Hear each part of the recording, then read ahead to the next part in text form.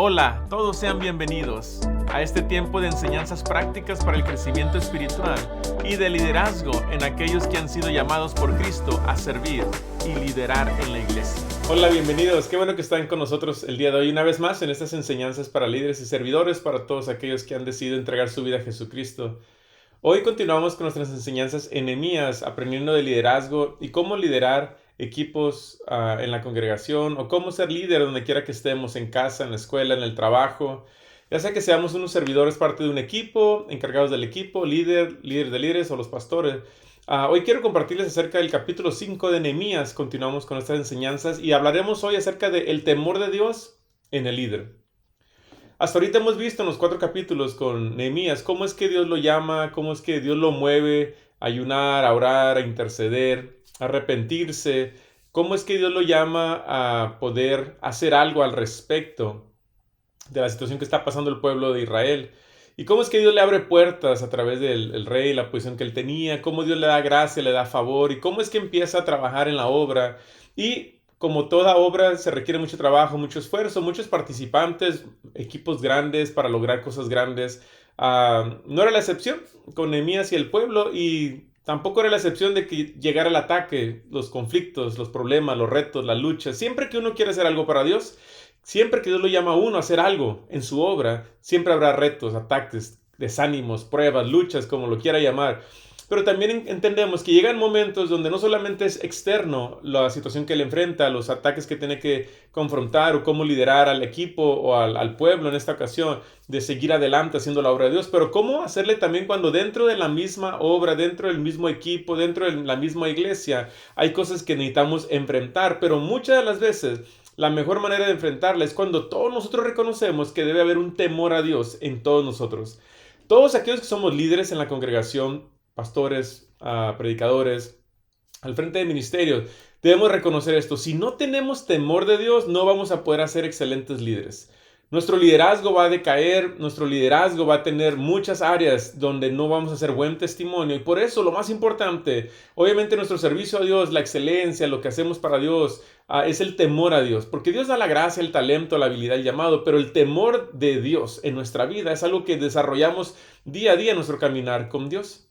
Y quiero que empecemos con este proverbio antes de entrar al capítulo 5 de Nehemías. Capítulo 9, proverbio 9, 8 al 10 en los versículos. Dice: no reprendas al escarnecedor para que no te aborrezca. Corrige al sabio y te amará. Da al sabio y será más sabio.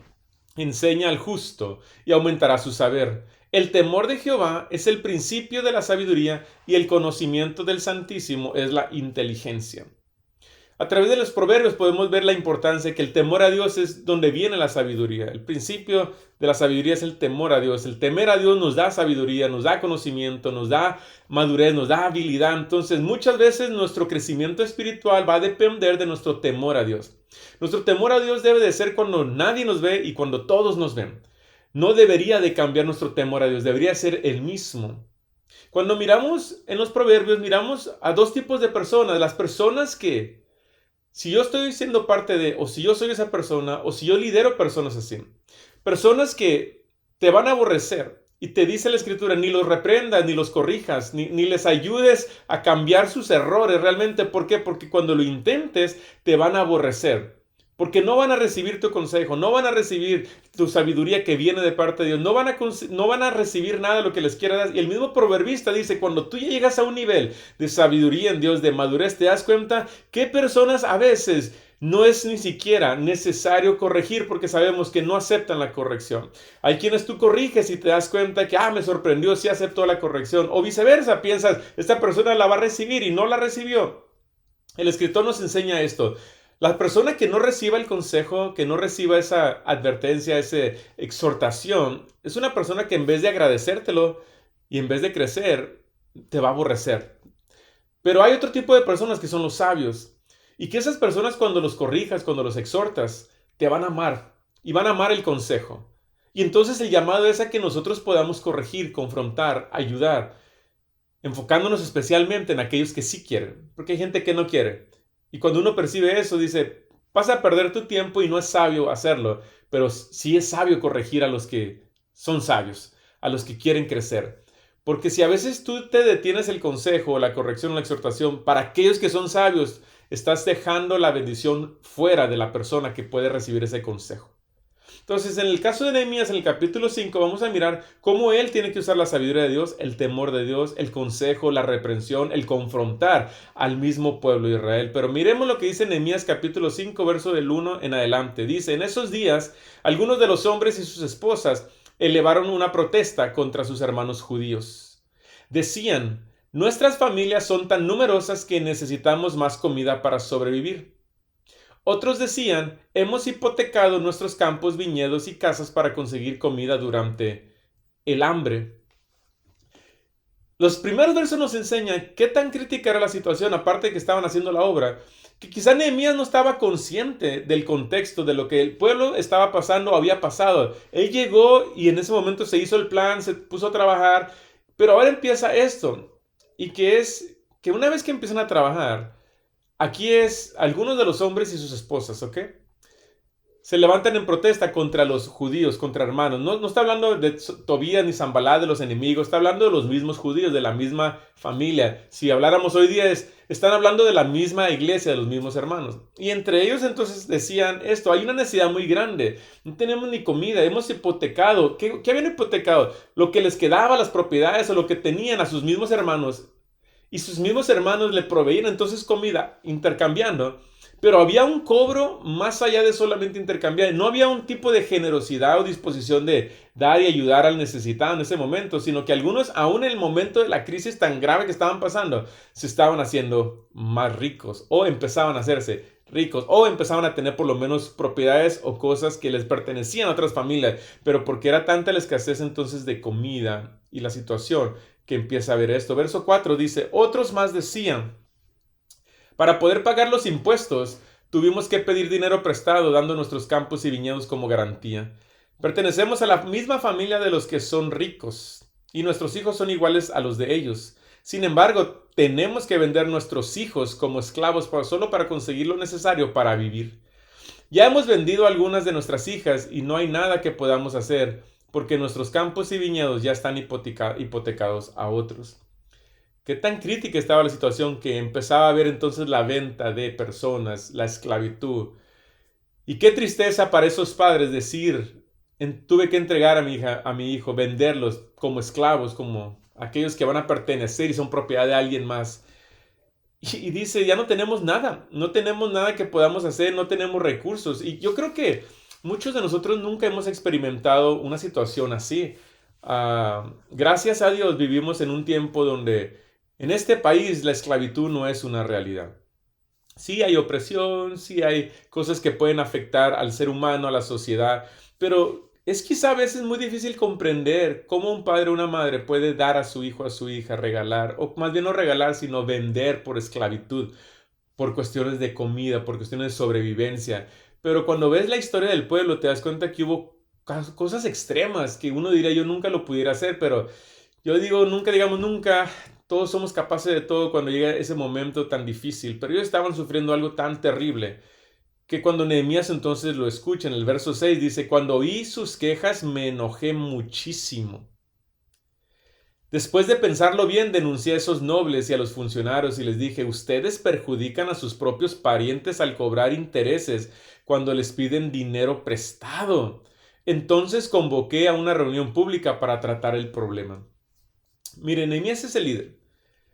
Y todos aquellos que son líderes aquí, hablamos de que tenemos que ser un buen testimonio siempre para la congregación, para nuestro matrimonio, para nuestros hijos.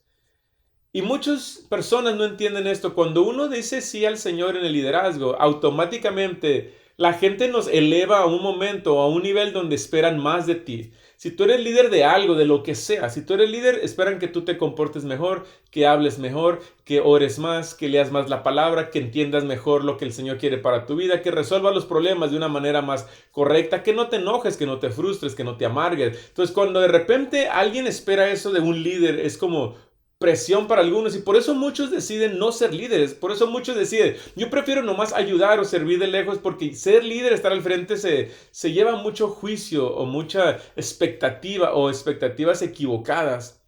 Pero déjame decirte algo, lo más importante no es servir al Señor, es entregarle tu vida a Dios. Y si tú ya hiciste lo más importante, que es rendirle el 100% de tu vida al Señor, y Jesucristo se convierte entonces en tu Señor, Rey y Salvador, eso es la expectativa más grande que tú debes de pensar. Mi Señor espera que yo me comporte, que yo viva, que yo hable, que yo piense de cierta manera. Entonces lo que a mí me debe de ocupar el tiempo es lo que el Señor espera, quiere y desea de mí. No lo que la gente va a pensar, pero como líder me interesa dar testimonio a la gente. Imagínense Nehemías, que aquí se enoja y se enoja muchísimo. La Biblia dice que nos podemos enojar, aún como líderes y como pastores, pero asegurarnos que no llega a un nivel donde el enojo se vuelva una atadura en nuestra vida, se vuelva una amargura, se vuelva un día a día a día, y donde pasamos días, semanas, meses, años enojados con alguien, frustrados. Él se enoja muchísimo, y él menciona entonces, o la escritura menciona, que él lo piensa por un tiempo. No nos dice exactamente qué tanto tiempo lo pensó, pero dice, después de pensarlo bien, ¿qué va a hacer? Porque oye esta queja, oye esta que le están diciendo a la familia: queremos trabajar y servir, pero mira lo que la gente más que tiene más posición está haciendo con nosotros. Obviamente se molesta por esa acción de estas personas. ¿Y qué hace él? Los confronta diciéndoles: ¿cómo es posible, si son familia, que le estén cobrando intereses cuando les piden prestado? Algo que quiero animarles es, cuando usted ve a alguien en necesidad, consejo de experiencia de pastor, de miembro de iglesia, de cristiano de más de 30 años: no preste dinero si espera que se lo paguen. Porque la expectativa de esperar que se lo paguen cuando le queden mal, y si más si es un creyente, y más si está en la iglesia, va a causar conflictos en usted, en la persona, en la iglesia. Entonces, de preferencia decir: no tengo para prestar, y esa es una honestidad. Usted no tiene para prestar porque usted requiere ese dinero de regreso. Pero si usted tiene para dar, para regalar, para ser generoso y decir: esto ya no lo ocupo, si me lo hace está bien, pero si no, no tengo problema, entonces sea generoso. Pero yo le doy un consejo: no preste en la iglesia. Aunque le diga, no firme por otras personas el cosigner que le llaman para casas, para carros. No se comprometa de esta manera. Y nosotros aprendamos a no pedir eso a la gente de la iglesia, porque los ponemos en una posición muy difícil y complicada, que algunos tienen la pena de decir: no, yo no puedo, yo no lo haría, no quiero hacerlo. Entonces, prestar dinero no es problema. El problema es que cuando yo he visto los casos de que me han dicho: y es que no me paga y no me pagó, y sí tiene y no me quiere pagar, o me da la vuelta, o por eso se fue de la iglesia, les digo: mejor no preste, mejor dé. Cuando usted preste, yo no estoy diciendo que usted no debe cobrar intereses. Porque hay gente que dice: es que yo soy negociante, y si yo presto dinero es porque yo tengo dinero para invertir, y en vez de invertirlo allá, te lo estoy invirtiendo en ti para que tú lo puedas usar para tu propio negocio.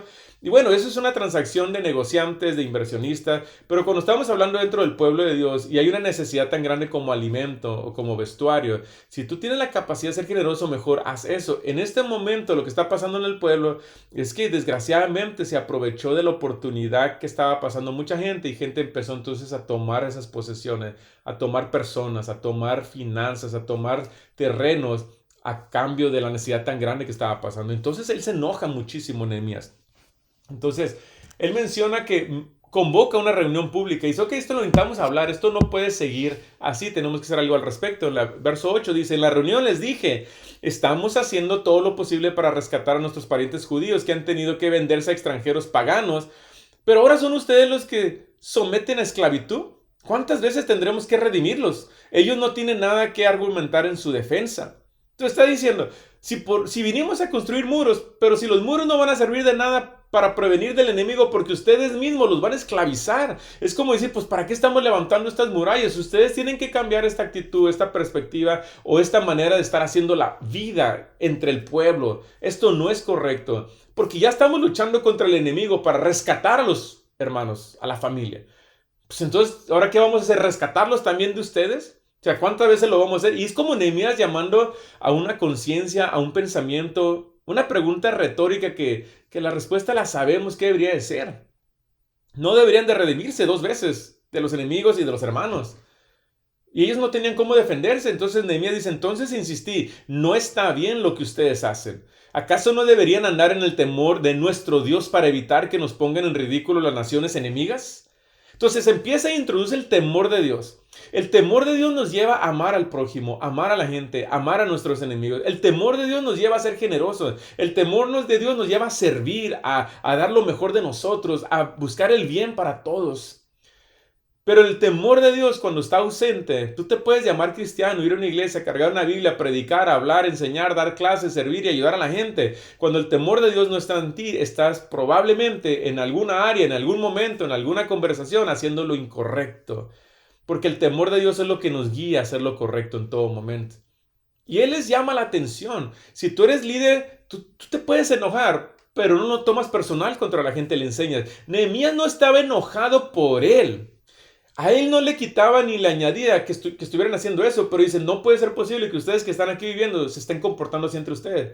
Y algo que yo quiero decirles como pastor es que yo como pastor me puedo enojar de los comportamientos o actitudes que pasan los hermanos dentro de la iglesia, cómo se comportan unos con otros, pero yo no tengo el derecho en ese enojo de maltratar, de ofender, de ridiculizar o de correr gente de la iglesia porque no son creyentes conforme a lo que la palabra dice. Usted va a rendir cuentas a Dios. Lo que yo sí le puedo llamar la atención es de que usted debería entender la manera que usted está hablando, pensando, actuando, compartiendo, viviendo, dividiendo, es por la falta de temor a Dios. Entonces, lejos de solamente enfocarme en lo que está haciendo mal y enojarme por eso, le diría, póngase a cuentas con Dios, arrepiéntase, eso es incorrecto. Tenga ese temor de Dios y yo ni nadie le tiene que estar diciendo nada porque usted mismo se daría cuenta que esto que estoy haciendo entonces está mal. Él está diciendo, verso 10, yo mismo, al igual que mis hermanos y mis trabajadores, he estado prestando dinero y grano al pueblo, pero ahora dejemos de cobrarles intereses. Entonces, si algo nos llama a Dios como líderes y encargados y siervos y pastores, es ser el ejemplo y ser los primeros. Ojalá nunca tengamos que pedir prestado. Pero ojalá que cuando necesitemos tengamos la libertad de pedir prestado, sabiendo que los que sí puedan nos van a dar y los que no puedan no nos van a dar y nunca lo tomaremos personal. Y si nadie de nuestro alrededor puede, seguimos confiando que Dios abre puertas y nos bendice. También confiamos en que si nosotros tenemos abundancia, vamos a tener un corazón generoso para ver la necesidad y aún antes de que nos pidan decir, mira, te quiero dar esto, sé que no has pedido ni has buscado, pero te lo voy a dar porque creo que tienes necesidad. Pero si viene alguien con necesidad y yo tengo la capacidad de dar, de prestar, de ser generoso, sin cobrar intereses, sin tener que sacar un beneficio propio, entonces podamos hacerlo. Nehemías está diciendo, nosotros estamos haciendo esto. Verso 11.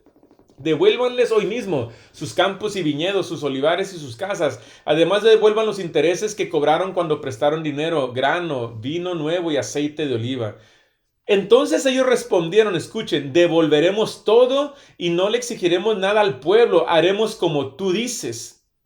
Fíjense lo que hace Nehemías. Entonces Nehemías corrige a un pueblo esperanzado de que sean sabios, de que reciban el consejo. Entonces, ¿qué hacen? Funciona el consejo, la exhortación, el confrontar personas. Ahora, si estas personas no hubieran sido sabias, aunque digan que son parte del pueblo de Dios o hijo de Dios, porque así es en la iglesia. Gente que dice que soy líder, soy cristiano, pero cuando le exhortas, cuando le llama la atención, cuando le corrige, se enojan, se molestan, lo toman personal, se ofenden y te odian más que en vez de apreciarte. Pero esta gente, gracias a Dios, recibió el consejo y no solamente lo recibió, lo demostró con acciones y dijo, tienes razón, Nehemías. No es correcto lo que hemos hecho. Vamos a regresar todo. Ya no vamos a exigirle esto al pueblo. No vamos a hacerlo de tal manera. Entonces Nehemías hace. Luego llamé a los sacerdotes. Se dice que los nobles y los funcionarios juraran que cumplieran su promesa. Ya no se estaban comprometiendo con Nehemías ni con el pueblo. Estaban comprometiendo con Dios. Verso 13. Sacudí los dobleces de mi manto y les dije, si no cumplen su promesa, que así los sacuda Dios de sus casas y de sus propiedades. Entonces toda la asamblea respondió, amén. Todos alabaron al Señor y cumplieron con lo prometido. Nehemías entiende esto. Yo les di un consejo y ustedes hagan lo que quieran con él. Y si ustedes dicen que lo entendieron, lo recibieron y que lo van a cumplir, esta es mi seña, me sacudo y les doy a entender. Ustedes no se están comprometiendo conmigo, es con Dios. Y si ustedes están mintiendo y no lo van a cumplir, que Dios mismo haga con ustedes esto, que quite todo de ustedes, sus propiedades y todo lo que tienen. Pero gracias a Dios este pueblo entendió y dijo, no, vamos a hacerlo como tú dices. Vamos a hacerlo de esa manera. ¿Y qué hacen? Alaban al Señor. Fíjese, de un momento de confrontar, de exhortar, de regañar, de dirigir, de discipular, se convierte en regocijo, alabanza, honra y gloria a Dios. ¡Qué bendición será que como pastores les exhortemos, líderes, individualmente, a solas, a nivel de congregación, y que la reacción sea amén. Esto es lo que la palabra de Dios dice. Y yo no estoy hablando que un pastor o una pastora puede decir todo lo que quiere y se le tiene que obedecer. Estoy hablando que un pastor o pastora que interprete y predica la palabra de Dios tal cual es, el pueblo debería reaccionar en obediencia al Señor. Pero tenga por seguridad esto: los que son sabios van a poder recibir el consejo, y los que no son sabios van a rechazar y aborrecer a la persona. Entonces, si tú eres líder, tienes un reto. Si algo está haciendo mal tu equipo, si están comportando mal, si están peleando entre ellos, se están dividiendo, se están dañando, tú tienes que llamarle la atención y decirle a solas y decirles en grupo: ustedes no están haciendo lo correcto, ustedes están causando que se parta lo que estamos haciendo, ustedes están tomando personal cosas que no deberían tomar personal. Tú eres responsable. Ahora, va a haber casos que no va a pasar como Nehemías. Va a haber casos que te van a rechazar, que te van a ofender, que se van a ofender, que se van a alejar, que van a dejar tu equipo. Pero tú tienes que rendir cuentas al Señor. Yo como pastor tengo que rendir cuentas al Señor. Y si yo no te exhorto y te dirijo en algo que tú estás mal, que yo vea. Porque aquí en este caso a Nehemías le dicen, pero él no está consciente. Entonces llama a la gente, llama a los que realmente están y a ver, díganme, ¿esto está pasando? No, pues que sí. Entonces él puede dar el consejo. Yo le digo a la gente: si yo no escucho, yo no veo, yo no puedo creer 100% ni negar 100% algo que se me dice. Pero lo tomo como información. Y cuando están todos juntos, puedo tomar la información y decir: esto es lo que yo veo, lo que escucho, y esto es lo que la palabra del Señor dice. Ahora quiero terminar con dos cosas. Primero con el último verso y después con la reflexión. Pero quiero que usted me diga, si puede, en sus comentarios. Ahí, ponga sus comentarios en YouTube. ¿Qué piensa del verso? Voy a pasarme ya. Bueno, perdón, voy a leer del 14 en adelante, porque ya voy a terminar, porque ya se me acabó el tiempo, se me fue bien rápido. Durante los 12 años en los que fui gobernador de Judá, desde el año 20 hasta el año 32 del reinado del rey Artajerjes, ni yo ni mis funcionarios reclamamos la ración de comida que nos correspondía. Los gobernadores anteriores, por contraste, impusieron pesadas cargas al pueblo al exigir una ración diaria de comida y vino, además de 40 piezas de plata. Hasta sus ayudantes se aprovechaban del pueblo. Sin embargo, como yo temía a Dios, no actué de esa manera. Ahí está el temor de Dios en Nehemías. Dice: yo por eso yo no lo hice. Ellos sí lo hicieron porque no tenían temor de Dios. También me dediqué a trabajar en la muralla y me negué a adquirir tierras. Además, exigí a todos mis sirvientes que dedicaran tiempo a trabajar en la muralla. No pedí nada, aunque con frecuencia daba de comer a 150 funcionarios judíos en mi mesa, sin contar a todos los visitantes de otras tierras. Las provisiones que yo pagaba todos los días incluían un buey, 6 ovejas o cabras selectas y una gran cantidad de carne de ave. Además, cada 10 días necesitábamos una abundante provisión de toda clase de vino. Sin embargo, rehusé exigir la ración que me correspondía como gobernador porque el pueblo ya tenía una carga pesada. ¿Qué piensan de esto? Nehemías les dice exactamente que él tiene temor de Dios y él no hizo eso que ustedes estaban haciendo al pueblo. Pero después le dice todo lo que está haciendo. Hay gente que lo puede ver mal y dice: ¿y para qué tuvo que decir lo que él estaba haciendo? Dios lo sabía, no tenía que darlo a conocer. Pero yo creo que cuando alguien puede decir abiertamente de esta manera, tiene la capacidad y la madurez emocional y espiritual de decirlo. No tengo ego ni arrogancia. Lo que estoy diciendo es que Dios me ha bendecido tanto que puedo ayudar. Y en mi ayuda tomé esta actitud de temor a Dios. Y yo tengo suficiente, no tengo por qué cobrarles al que no tiene o pedirle al que no tiene. Y entonces esto es lo que quiero que me den sus comentarios en el verso 19. Él ya da toda la lista y él hace esto en el verso 19. Oh Dios mío, acuérdate de todo lo que he hecho por este pueblo y bendíceme. Quiero que lea el capítulo de nuevo y regrese siquiera por un comentario. Pero ponga un comentario. ¿Qué piensa de Nehemías cuando él dice: oh Dios mío, acuérdate de todo lo que he hecho por este pueblo y bendíceme? Me gustaría leer sus comentarios. Pueden ser buenos, pueden ser malos, pueden ser positivos, pueden ser negativos, de Nehemías, del verso, de lo que usted entiende. Porque entonces nos va a llevar a comprender a nosotros ciertas cosas.